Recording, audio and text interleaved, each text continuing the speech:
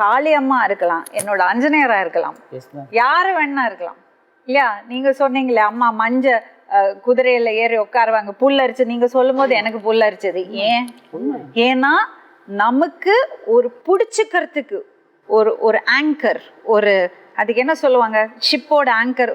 நம்மள ஒரு இடத்துல நம்ம எங்க போனாலும் அதை விட்டு போக மாட்டோம். அதுக்கு என்ன பேரு? நங்கூரம். அதுதான் நமக்கு அந்த நம்பிக்கை.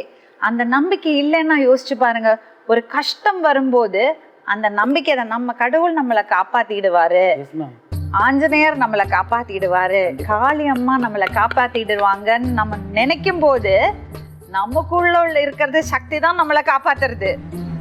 ஸோ அந்த ஒரு ஆங்கரிங் நமக்கு இருக்கு. அந்த ஆங்கரிங் இல்லாத இடத்துலேருந்து அந்த ஆங்கரிங் இருக்கிற இந்தியாவுக்கு வராங்க. ஸோ அந்த நம்பிக்கைங்கிறது மக்களுக்கு ரொம்ப ரொம்ப ரொம்ப அவசியம். அது எப்போ மூட நம்பிக்கையா கண்மூடித்தனமான விஷயமாகிறதோ அப்பதான் ஏமாற்றப்படுறாங்க. எல்லாரும் நிறைய சாமி அங்கங்க சாமியார், எப்படி நீங்க நம்புவீங்க?